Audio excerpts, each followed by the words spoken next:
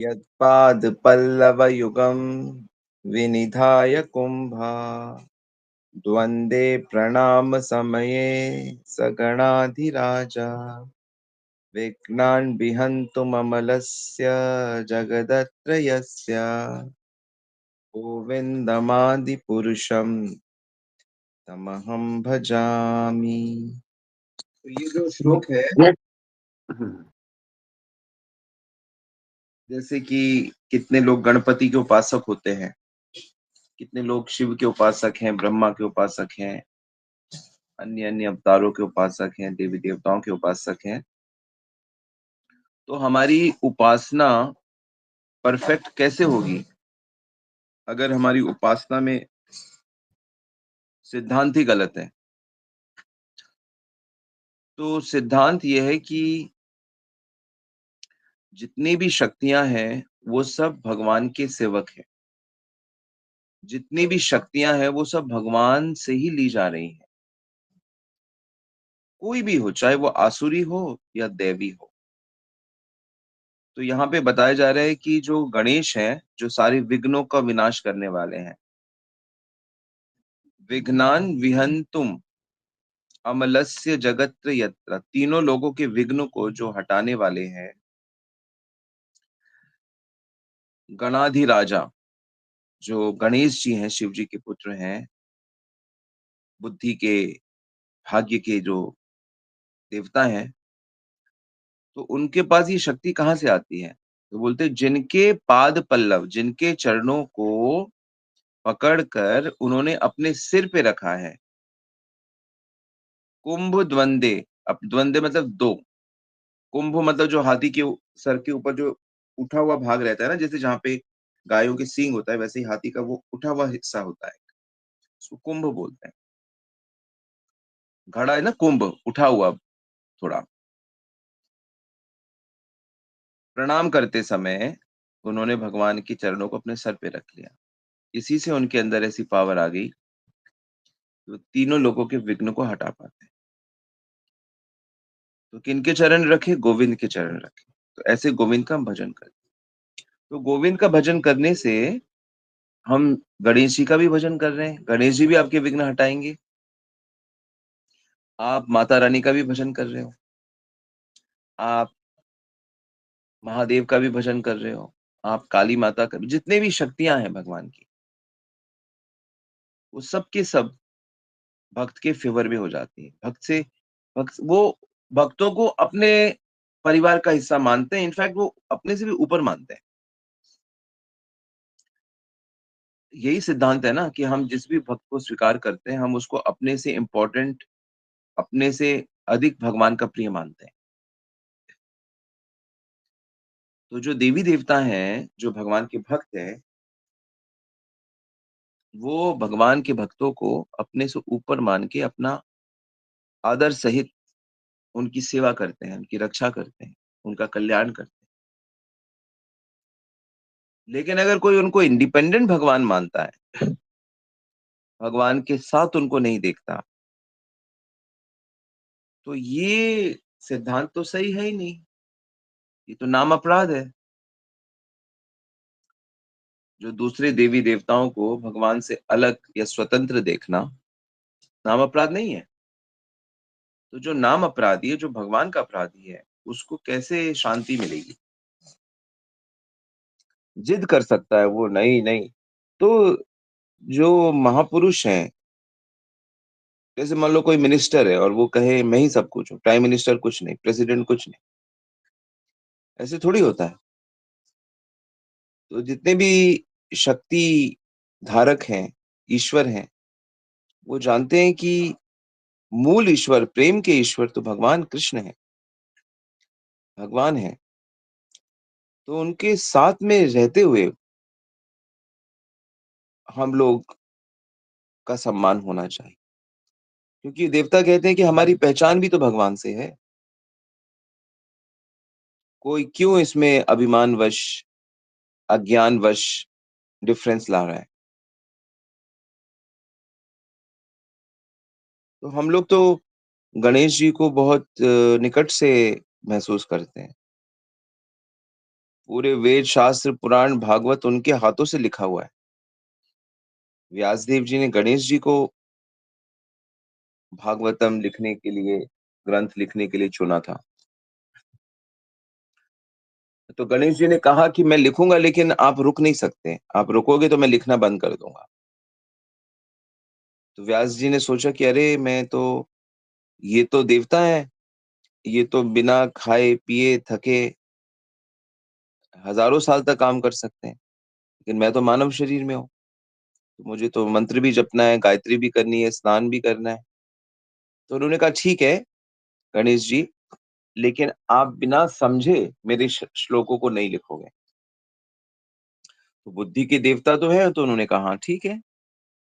तो जब भी व्यासदेव जी को कहीं स्नान करना होता था या कोई भी शारीरिक आवश्यकता होती थी या प्रसाद पाना होता था, बनाना होता था, तो वे ऐसा श्लोक बोलते थे जिसको गणेश जी को सोचने में टाइम लगता था, जिसके अनेक अनेक अर्थ होते थे, जो साधारण तरीके से समझ नहीं आते थे। तो ऐसे भागवत में अनेक श्लोक हैं जो साधारण दृष्टि से देखने से उसका अर्थ समझ नहीं आएगा। जैसे चित्रकेतु महाराज की करोड़ों पत्नियां थी। अब एक व्यक्ति की करोड़ों पत्नियां कैसे हो सकती? तो करोड़ों उनकी आवश्यकताएं थी, चिंताएं थी, उलझने थी। ऐसे बिटवीन द लाइन अर्थ होते हैं। तो ऐसे बहुत सारे श्लोक उसमें आते हैं। तो इस तरह से व्यास जी बिल्कुल, चाहे वो राम नाम की महिमा, कृष्ण नाम की महिमा का बढ़ाने का हो, भक्ति का, सारे जितने देवी देवता जब आप उनके बारे में पढ़ोगे और उसके डीपर मीनिंग को समझोगे, तो सब लोग खुद भी भक्ति कर रहे हैं और सब लोग खुद भी भक्ति के रहस्य को जानना चाहते हैं और कृष्ण प्रेम पाना चाहते हैं। तो कृष्ण प्रेम ही विश्व में सबसे महान चीज है और हम लोग उसके बहुत निकट हैं। तो इसलिए ये श्लोक ब्रह्मा जी बता रहे हैं, तो हमारा गणेश जी के प्रति रिस्पेक्ट और प्रेम और बढ़ जाता है इस चीज को जानते हुए। और भगवान के प्रति तो शरणागति हो ही रही है एक एक चीज को समझने से। ऑलराइट, कोई कमेंट या क्वेश्चन? हरे कृष्णा।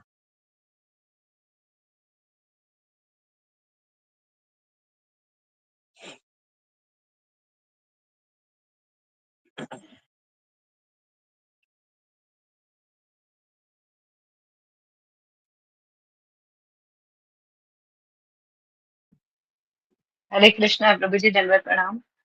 जब इन श्लोक को सुन रहे हैं, भगवान की जो विभूति है, जो ऐश्वर्य है, उनके प्रति और स्ट्रॉन्ग मतलब एक श्रद्धा और सम्मान मन में आ रहा है, और एक आश्चर्य, एक विस्मय कि भगवान क्या है, क्या क्या रूप ले लेते हैं, क्या क्या मतलब कितना हम अपने दिमाग से सोच नहीं सकते जो भगवान कर सकते हैं।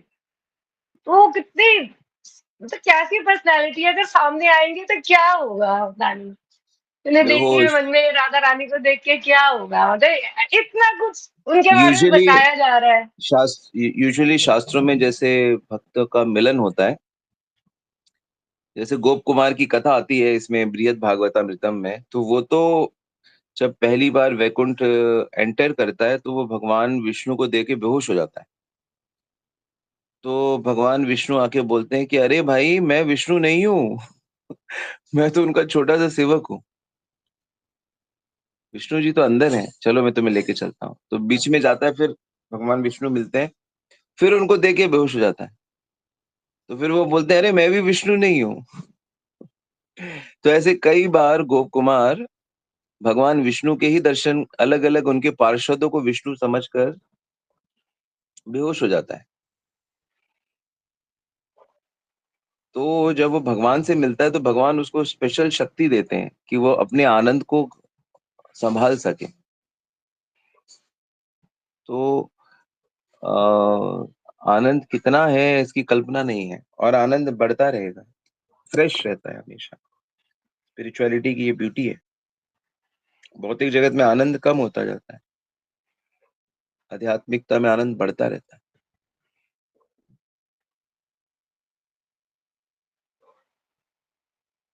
ये सही कह रहे हैं प्रभु जी, जिसकी रचना इतनी सुंदर, वो कितना सुंदर होगा, हर तरह से क्या ही होगा। हाँ, अद्भुत, अद्भुत जिसकी माया है, ऐसे श्री गोपाल को बारंबार प्रणाम। दानी प्रभु जी, वो अद्भुत। खुशकिस्मत दिन कब आएगा जब भगवान के धाम जाएंगे, उनको मिल उन पाएंगे, पे छोड़ उनकी दो, डायरेक्ट सेवा कर उन, पाएंगे? उन पे छोड़ दो। वो कथा नहीं है एक, एक मोची की और एक ब्राह्मण की, सुनिए ना आपने? यस। जी। नारद जी से पूछते हैं, ब्राह्मण मिलता है, कहता है कि भगवान के पास आप जा रहे हो, पूछना कि मैं कब उनके दर्शन होंगे, कब मैं वैकुंठ आऊंगा। और मोची भी यही सवाल पूछता है। तो जब वापस आके नारद जी उसको बताते हैं कि ब्राह्मण तुम्हें अभी तो 10 जन्म लगेंगे, तो ब्राह्मण बड़ा नाराज हो जाता है। और फिर उसके बाद जब मोची से मिलते हैं, और मोची एक इमली के पेड़ के नीचे होता है, तो इमली के पेड़ के नीचे होता है, तो नारद जी कहते हैं भगवान ने कहा है कि इमली के पेड़ में जितने पत्ते हैं, उतने जन्मों के बाद तुम्हें भगवान मिलेंगे। और इमली के पत्ते आप जानते हो कितने छोटे छोटे होते हैं, और एक पेड़ में शायद खरबों, अरबों खरबों पत्ते हो सकते हैं। तो उस बात को सुन के वो मुची नाचने लगता है कि मुझे मिलेंगे जरूर भगवान, मुझे मिलेंगे, मैं इतना भागी, इतना नाचता है, इतना। और तो ब्राह्मण नाराज हो जाता है। तो नहीं, तो वो एक्चुअली नारद जी कहते हैं कि हाँ, इतने पत्तों पत्तों के बाद, तो फिर वो देखता है कि नाच रहता है, गा रहा होता है कि मुझे भगवान मिलेंगे। तभी क्या होता है कि गरुड़ में बैठ के भगवान आ जाते हैं। तो नारद जी भी सरप्राइज हो जाते हैं कि अरे भगवान, आपने तो कहा था कि इसको इतने जन्मों के बाद, जितने पत्ते हैं उतने जन्मों के बाद दर्शन होंगे, तो आप अभी कैसे आ गए? तो भगवान कहते हैं कितने पत्ते? कहते ये जितने इस पेड़ में पत्ते हैं। कहते देखो कितने पत्ते हैं। देखते कि एक भी पत्ता नहीं होता है, क्योंकि वो गरुड़ आता है तो गरुड़ के पंखों की हवा से वो सारे पत्ते उड़ जाते हैं। गरुड़ तो गरुड़ है। तो कहने का मतलब ये है कि हमको इस बात की वो नहीं होनी चाहिए कि भगवान कब दर्शन देंगे। बस हमारे लिए इतना ही काफी है कि भगवान दर्शन देंगे, हमें ये विश्वास होना आवश्यक है। ठीक है चाहे प्रभु हम जी, आपकी बात का आशय समझ गई, लेकिन नारद जी मुझे भी बता दें कितने जन्मों के बाद दर्शन देंगे, मैं भी नाचने लगूंगी मौसी की तरह। हाँ, तो मैं बोल रहा हूँ ना, शीघ्र दर्शन देंगे। मैं नारद जी का असिस्टेंट ही तो हूँ। इसी पर मैं बोलता रहा हूँ, शीघ्र दर्शन देंगे। हाँ, इसमें क्या है? भावना रखो, प्रेम की आंखें विकसित करो, तो वैसे क्या, भगवान को वहां से आने की भी तकलीफ नहीं देना। अपने ही अंदर उनको देखना प्रयास करो। भगवान, दुनिया जैसे चलती है वैसे नहीं है भगवान। दुनिया की ये एक आध्यात्मिक जो सिद्धांत होते हैं ना, वो अलग होते हैं। दुनिया अलग तरीके से चलती है, दुनिया के लोग भौतिक उसमें चलती है। आध्यात्मिकता की जो आ, सब कुछ है, चाहे वो दर्शन हो, श्रवण हो, मिलन हो, सेवा हो, हर चीज ही एक अलग होता है आध्यात्मिक। वो निकटता और शुद्ध भक्ति करने से वो महसूस हो पाती है। हरि बोल। हरे कृष्णा। हरे कृष्णा, दंडवत प्रणाम प्रभु जी। मेरा एक सवाल था कि हमें पता कैसे चलता है कि हम भक्ति शुद्ध कर रहे हैं, हैप्पी कर हो, भी पा हैप्पी, रहे हैं या हैप्पी नहीं रहती कर हो रहे आप, हैं? हैप्पी, खुश रहते हो, आनंदित रहते हो, कोई चिंता विंता नहीं होती आपको। एकदम शांति, मन एकदम शांत रहता है, किसी चीज की चिंता नहीं होती।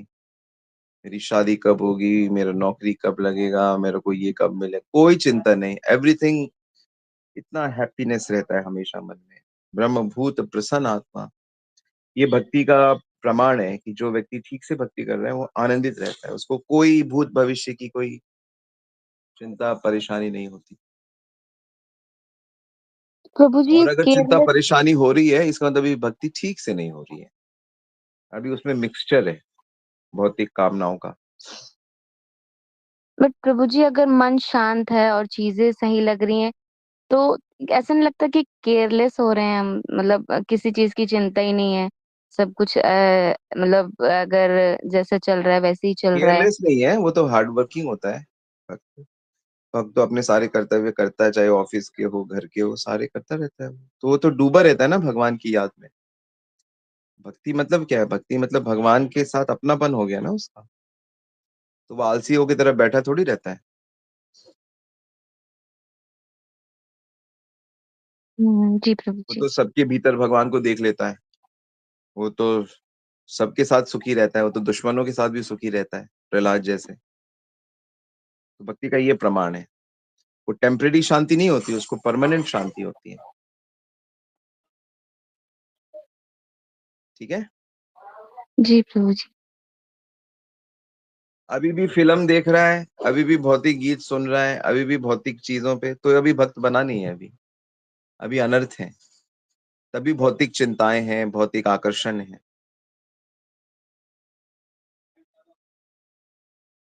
ठीक है, अच्छे से साधना करो और देखो फिर कमाल। जी प्रभु जी, thank you so much.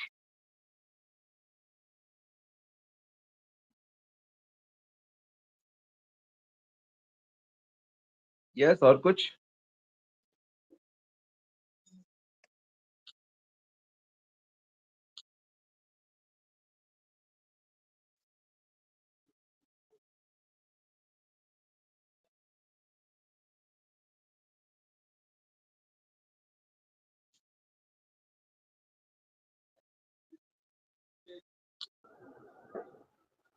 Hello, हरे कृष्ण जी, दंडवत प्रणाम। हरि बोल। स्वामी जी, जैसे हम सब कर रहे हैं, हमें मतलब भौतिक लोगों के साथ जाना भी नहीं अच्छा लग रहा, हम मतलब गाने भी नहीं सुन रहे, फिल्म भी नहीं देख रहे, कुछ नहीं कर रहा, पर स्वामी जी एक अंदर से आनंद नहीं आ रहा जो आना चाहिए। अभी भी लगता बहुत कुछ कमी है, कुछ हो ही नहीं पा रहा। जीवन मतलब व्यर्थ निकल रहा है। मतलब रोज हर हर दिन ये सोचते हैं कल ये क्योंकि करेंगे, जहाँ कल ये करेंगे, पर कुछ कर नहीं पा रहे स्वामी जी। जहाँ पे मन अटका है, कई सारी चीजें हैं ना। कहीं से खटपट है, अद्वेष्टा नहीं है, मित्रता नहीं है, करुणा नहीं है। अभी चीजों को लेकर आसक्ति है, मेरा घर, मेरा मेरा, मेरे गहने, मेरा प्रॉपर्टी, मेरा मेरा, ये भाव है ये सब। यही तो बाधाएं हैं ना। तो साधना करके चीजों को जब आप समझ जाओगे ना, और जैसे ही आप कोई सिद्धांत समझोगे और आप उसको सच में स्वीकार कर लोगे, तो क्या होता है, ये सब गांठें खुल जाती हैं। जैसे कि अगर आपने ये बात स्वीकार कर ली कि भगवान मेरे साथ हमेशा है, तो मेरे को कोई टेंशन नहीं है ना। तो जैसे आपने ये बात स्वीकार कर लोगे कि भगवान मेरे साथ हमेशा और हमेशा रहेंगे, इस सिद्धांत की उपलब्धि यदि आपको हो जाए, तो आपको मैक्सिमम टेंशन आपकी खत्म हो जाएगी लाइफ की। इनफैक्ट सभी खत्म हो जाएगी। सिर्फ एक छोटे से प्यारे से सिद्धांत को, जो मैं सिद्धांतों में सबसे महत्वपूर्ण समझता हूँ, कि भगवान सदा मेरे साथ है, सब कुछ देख रहे हैं, जैसे मैंने उस दिन डिस्कस किया था, भूत भविष्य वर्तमान सब जानते हैं। पर ये सिद्धांत कितना उसका उपलब्धि है, इसे प्रयास करिए आप इसको ना, सब लोग, हम सबको ये प्रयास करना चाहिए। ठीक है, घबराओ मत। अद्भुत आनंद अनुभव होगा। अभी भी हो रहा है आनंद, लेकिन वो पीछे के जो हमारे कुछ एक हमने गड़बड़ कर देते हैं, हम कई जीवन के पिछले जन्म के भी हमारे कर्म होते हैं, उसके भी फल आते हैं। पर कृष्ण है ना साथ। सीमा माता जी ने तो लिखा ही है गीत, कन्हैया साथ है। तो उस चीज को उपलब्धि करो ना, उसको पकड़ो ना, अपने मन बुद्धि से पकड़ लो ना, आप उसे भूल जाते हैं उसे।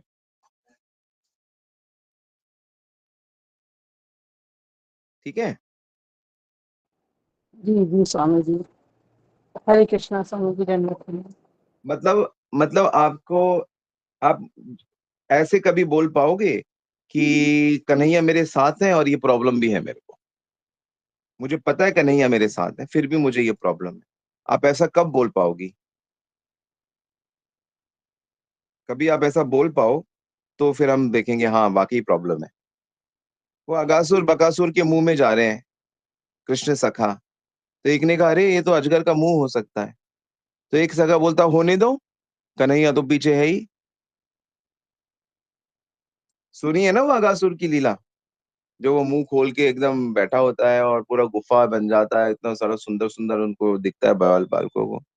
तो कई को शक होता है जब वो चलते हैं सड़क पे, कहते हैं ऐसा लग रहा है बड़ा सॉफ्ट सॉफ्ट है, अच्छा तो लग रहा है चलने पे, लेकिन ये तो कहीं मान लो किसी अजगर की बीज जीव हुई तो, और ये इतना बड़ा गुफा उसका मुंह हुआ तो एक सगा बोलता तो क्या हो गया, पीछे कन्हैया है ना, हम क्यों टेंशन लें। ये बात है।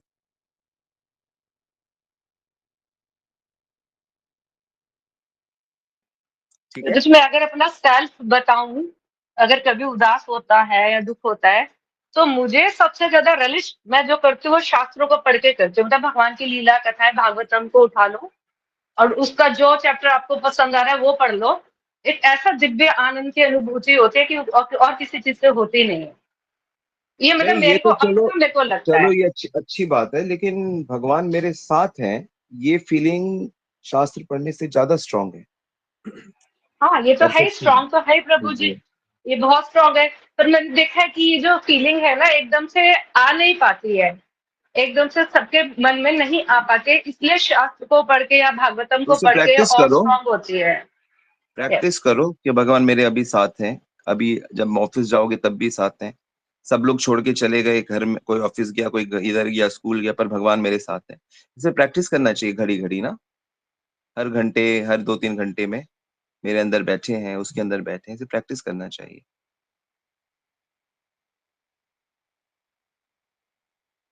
तब बात बन जाएगी। अभ्यास से नहीं तो कौन थे, बार बार अभ्यास करने से वो बात दृढ़ हो जाती है।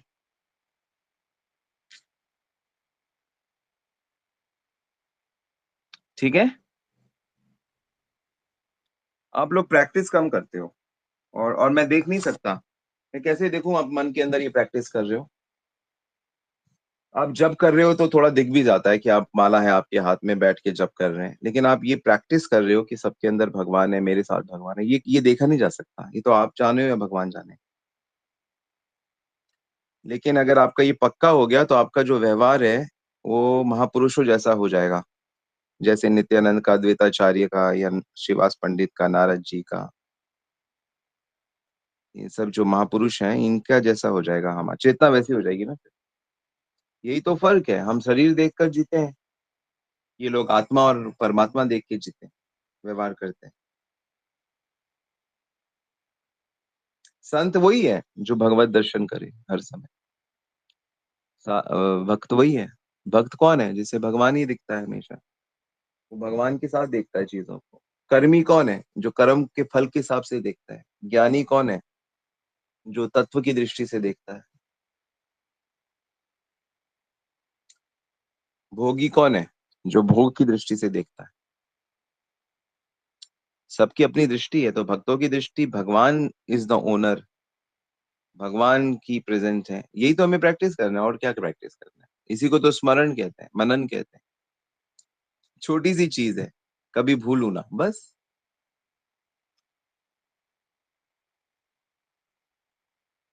ठीक है, प्रैक्टिस करो।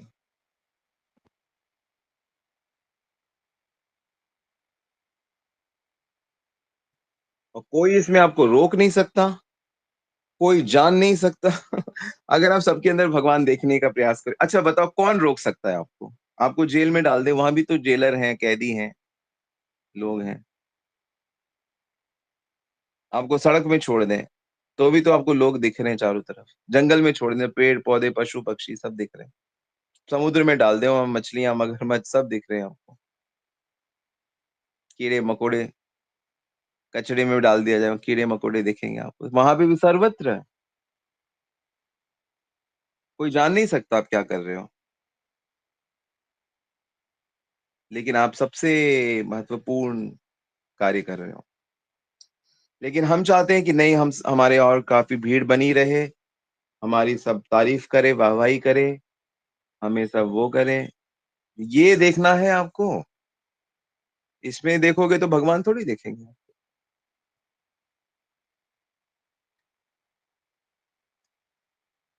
भगवान तो अकेले में देखेंगे आपको, जब पूरा मन केंद्रित होगा सिद्धांतों पे, तब होगा। हरे कृष्ण। ऑलराइट, कुछ और प्रैक्टिस करेंगे ना? कौन कौन करेगा प्रैक्टिस? आज कम से कम 25 लोगों में तो प्रैक्टिस करो।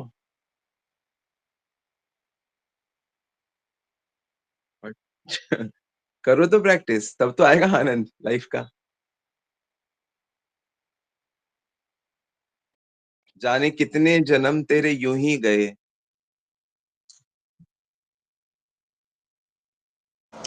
मुझे बस एक चीज पूछनी थी कि जैसे कई बार हम कोशिश करते हैं बट उस टाइम ना फिर लाइक भूख भूख लग जाती है, या फिर लाइक थोड़ी थोड़ी अपने सेंस एंजॉयमेंट में लाइक भोगने की वजह से ही तो हाँ, टाइम तो वो वेस्ट होता तो है। साइंस एंजॉयर तो आप हो ही। वो तो पैदा होते ही सारे लोग साइंस एंजॉयर, इसमें शर्म की क्या बात है? हम तो हैं ही सब गंदे। आपका जन्म हुआ है पृथ्वी मनुष्य रूप में, इसका मतलब ही आप भोगी हो। इसमें शर्माने की बात नहीं है। लोग सोचते हैं हाय किसी को पता ना लग जाए मेरे को ऐसे भोग की भावना हो रही है। अरे वो तो सब में है, वो तो इसीलिए तो आप हो यहाँ पे। उसी को तो ठीक करना है। जैसे कोई बच्चे शर्माते हैं हमको ये नहीं आता। अरे तुम तो ये सवाल नहीं आता यहाँ, अरे तो तुम हो ही इसलिए कि तुम्हें नहीं आता है। तुम टीचर थोड़ी हो। तो जब तक आप उसको स्वीकार नहीं करोगे कि हम गंदे हैं और हमें कोशिश करनी है, तब तक आपकी कोशिश जेन्युइन नहीं होगी। लोगों की प्रॉब्लम क्या है कि लोग सीखना नहीं चाहते हैं, वो सोचते हैं हम सीखे सिखाए। लोग हमको अज्ञानी ना समझे। क्यों ना समझे अज्ञानी आपको? आप जब अज्ञानी हो, अपराधी हो, अज्ञानी हो, तभी तो उसके बाद ठीक हो जाओगे।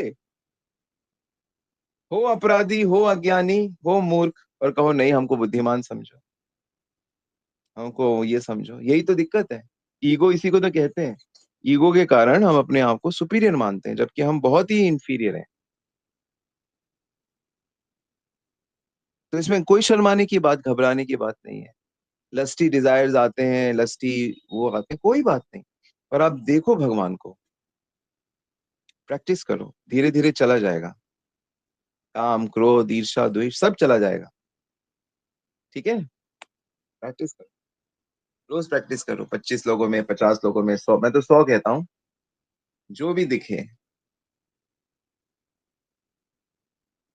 हरे कृष्णा। Very good.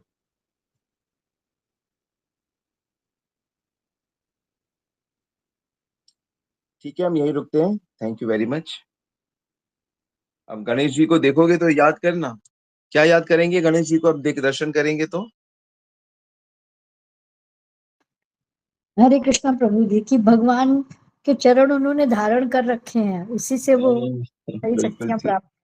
उनके चरणों को अपने सर पे लगा रखा है गणेश जी ने। ऐसे एक पेंटिंग बनवा दूंगा जी प्रभु जी से। दंडवत प्रणाम प्रभु।